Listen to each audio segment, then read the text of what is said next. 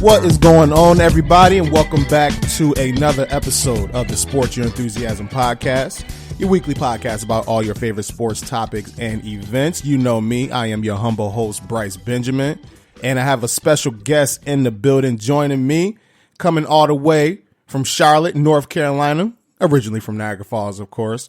My brother from another mother, Howard, a.k.a. Howie Estell. What's going on, my G? Nothing much, man. Thanks for the warm introduction. You know, I gotta treat my guests right. You guys take the time to come and join me. Yeah. I want to make sure you guys are nice and cozy when y'all come here. I appreciate that. You know, I'm starting to feel like that car ride was worth it. There you go. 12 hours on the road, just to do SYE. Yes. Nothing else. Yes. Yes. Forget gobble day and all that. Yeah, forget all that. You ain't come up for that. Yeah. Came up for this, man. I appreciate that. So today's episode, obviously, as you can see by the title, we are picking Week 13 NFL. Let's get it, man. And it's rocking right now. We got a lot of good games, a lot of playoff implications, draft seedings. We're going to talk about it all, of course, give our picks, and then, help you guys win some money out there that's going to be betting on these games. But before we do, Howie, I want to give you an opportunity. Let the people listening know your fanhood. Talk about your favorite teams, sports, players, wherever you want to talk about, man. Take a minute, and the floor is yours. All right. So for me, you know how I do, man. It's about the Kansas City Chiefs. Chiefs. You know, even though I grew up in this Buffalo market, you know, for me it was all about Derek Thomas. You know, so. That's how I became a Chiefs fan, watching Derek Thomas come screeching off the edge, going to get that quarterback, you know? Yes, sir. So, you know, it'll only take one time to see that to fall in love, you know? That's a fact. And then he had the Nigerian Nightmare, talking Christian Okoye, you know? So those two brothers right there, man, I was hooked. So I've been a Chiefs fan ever since, you know? Never flip-flopped. Highs and lows, never flip-flopped, never wavered. You know? We stand tall in our conviction. You hear that, guys? Stand tall in your convictions. Even when your team is doing bad, you can't flip-flop on them. You got to stay with them. Exactly. You know what I mean? Exactly. Now look at it, you know, decades later, I got Patrick Mahomes, you know. Old Patty. You know, things are looking all right. Yeah, know? man. Yeah, things are looking all right in Kansas City. MVP. Patrick Mahomes, is he the first black quarterback to win MVP? That is an excellent question. I think that's a fact. I want to say you're probably right. 'Cause I can't think of any other, like, what, did Warren Moon win MVP? No. McNair did. McNair did. Steve McNair did. Okay. Yeah, okay, so he's a second. He's a second. Shout out to Steve McNair, rest in peace. Okay. I was about to say, because we definitely had some good ones through the years. You know, Warren Moon was a good one that came to mind. I want to know I'm going to look that up while we talking. I want to know if Warren Moon got one. But here, we can move on from that and start picking on these games here. So, Week 13, man. First of all, this NFL season, how's it been for you? Right? It's moving fast. Yeah. If I could, I would slow it down a little bit, you know. I felt like week one, as a Chiefs fan, I was in Jacksonville, you know, cheering for my Chiefs. They got the big W down there, came back, you know, and now the season is damn near over, you know. So, you know, trying to savor the moment. It's been kind of highs and lows as a Chiefs fan, for the simple fact that we had a lot of injuries on both sides of the balls. They're playing a lot of young kids, you know. Yeah. And they're trying to figure things out. So I'm just hoping that they're able to figure some things out before it's playoff time. You know, we're sitting there with that record that we hold with 4 losses right now. You know what I mean? So it's time to tighten up and go to work. We got some big games coming up with Oakland, a divisional rivalry. We're looking at the same Oakland team. John Gruden got those boys playing a little better, right? That's a young team. Yeah. But you look at the history between the Kansas City Chiefs and the Oakland Raiders rivalry matchup. Kansas City can be 14-2, and the Oakland Raiders can be 2-14, and they're going to give us hell, you know? So it's time to tighten up and show the rest of the league that we actually belong in this hunt, the playoff hunt, you know, the chance to chase that Lombardi. I respect that, man. I like that. By the way, real quick, back to the quarterback thing. Randall Cunningham actually won MVP in 1990. My man, Randall Cunningham. How about that? Cunningham got one. And then after that, Steve McNair got one. He split it with Peyton Manning in 2003. And then after that, Patrick Mahomes. So he's the third. Okay. Shout out to That's What's Up. Okay. I like that. We're getting some progress out here, right? Yeah, man. With these black quarterbacks. Mm-hmm. They're taking over the league. Yeah. You think about it right now, the top 5 quarterbacks in the league are you can say are black. Yes, they are. At least the top 3. Yes, they are. You know? Yeah. And that says a lot about the league, because for so long they questioned our aptitude to play the position. Yeah. That mental aptitude. And now we're showing not only can we do it, we can do it very well. At a very high level. And we can do it in ways that you ain't never seen it get done before. Yeah. Imagine that. Like Max Kellerman be saying it on First Take all the time. He's like, they led us to the point, they made us think to the point where it was a bad thing that a quarterback can do more. Absolutely. Like running the football, because your quarterback can move, that's Absolutely. a bad thing. Yes. Like, I was like, damn, that shit is real. And you know what? Shout out to Max Kellerman, man, for having the audacity to tell the truth. Yeah. Right? Max, my man. Yeah. He does an awesome job. You do. All right, man, let's go ahead and get to these games. I kind of want to talk about these Thanksgiving games that happened, give our thoughts and opinions on those before we go ahead and give our picks for tomorrow, Sunday, December 1st. Holy shit, it's almost the end of the year. All right, so first game on the slate here was Chicago and Detroit. That was the first Thursday night game there. Surprisingly, this was a very good game. I didn't expect that as good of a game as we got. When the news broke, first of all, Matt Stafford, he's pretty much done for the season. And then Detroit have had their second string quarterback in Driscoll, and now he was hurt. So then they started their third string quarterback in Blau. And he looked good. He looked really good. That especially the first 2 drives, like he hit Galloway for that 75-yard touchdown, and then he drove him down the field again for another touchdown drive after that, I believe.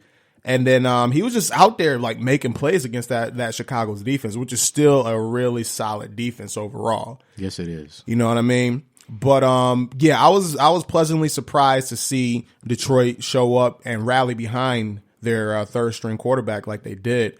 And they almost pulled off the victory. They had a chance at the very end to drive down and get the game-winning touchdown or potentially game-tying field goal to send it into overtime. But obviously it didn't happen. But overall, that game ended – oh, no, excuse me. They lost by 4. So overall, the game ended 24-20, Chicago. That summarizes Detroit's season so far, right? Yeah. I mean, and shout-outs to Matt Patricia for getting them boys to play a little bit harder, You can tell that if they can get some key players in some key positions, they could possibly make some noise in that division. And it's a tough division that they play in. But I've seen them lose quite a few games by less than 7 that they should have won throughout the course of this season. So, yeah, I think that they're only going to get better with Matt Patricia at the helm in Detroit. Think so? Yeah. Mm-hmm. It does seem like he has that team going in a decent direction. Mm-hmm. They're establishing an identity. Yes. You know what I mean? Yes. And that's one of the main things as a head coach you want to try to come in and establish. Like we're going to be tough. We're going to be rugged. We're never going to be quit. No matter what the circumstances are, we're never going to have any quit in us. And I mean, Detroit right now they're I believe 8-1. Mm-hmm. But you can see glimpses of them, doing great things, Yeah. And then they'll fall off. So, the big thing that I take away from watching them play this season is consistency, because they have 3 wins now, but, I mean, it could have easily been 6 at least, Yeah, that's a fact. I mean, they started off the season undefeated. It started off 3-0-1. Yeah. Or was it 2-0-1? One of those, but, it's one of those things they hit a rough patch and kind of went downhill from there. But, yeah, man, I like the performance from David Blau, third-string quarterback. He 22-38, 280 yards and 2 touchdowns and a pick. Bo Scarborough, their running back, he ran hard. He's running hard all game, and I like what I seen from him. He seemed like a bigger back, so he didn't have like the breakaway speed, but he was delivering on contact. Like them yards after contact, he was definitely picking up, and I was really impressed by that as well. So at least the good part about that is, with them big backs like that, late in the game, them DBs come down. Now they making executive decisions. That's a fact. I don't know if I want to really hit this guy. So. Yeah, that's a big fact. Yes, it is. Yeah, where the hell did this Galladay kid come from? I have no idea. Because I just seen it just seemed like just like highlights coming from him like since week 1. Yes. And I was like, yo, who is Kenny Galladay? I never even heard of this dude. Yes. But they look like they found him one, man. And that's a beautiful thing about the NFL, right? I mean, you have 7 drafts, and then you 7 draft picks, 7 rounds, should I say, and then on top of that, you have undrafted free agents, right? Mm-hmm. And you can find a diamond in the rough anywhere. Yeah, you know. I mean, hell, Kurt Warner's story is a huge testament to that, right? Go from bagging groceries to, throwing touchdown passes in the Super Bowl. Like, that's impressive. That's what makes the NFL so unique. That's a fact. That's a big fact on that one. On the season, real quick, Galladay, he got 47 catches, 950 yards, and 9 touchdowns. Wow. Like, what the fuck? Wow. That's what's up, man. Shout out to Galladay. Yes. Keep balling. Trubisky had a really good game for Chicago, Surprisingly. Yes. He sucks. I'm not a big fan. I'm not a big Trubisky guy. But this game, he 29-38, 340 yards, 3 touchdowns, only 1 interception. He looked solid. Mm-hmm. He looked like that first-round draft pick. Is that what you're saying? He looked like a first-round draft pick. I don't know if he looks like a player I'm taking over Patrick Mahomes or Deshaun Watson. Deshaun Watson, right? Yeah. I don't know about that one. But talk about wanting a do-over in Chicago. Yeah, on last episode I asked. I was like, "Yo, is the guy that drafted Trubisky over those 2 still a GM?" Because that's got to be tough. Like you got to go to sleep thinking like, "Damn, yes, I don't let Mahomes and Watson and traded up for Trubisky. They didn't just draft him; they traded up to secure that pick. Yes, yes. But hey, he looked good this game, so you made him look good this game at least. David Montgomery had a solid game, 16 carries for 75 yards. And then Anthony Miller showed out.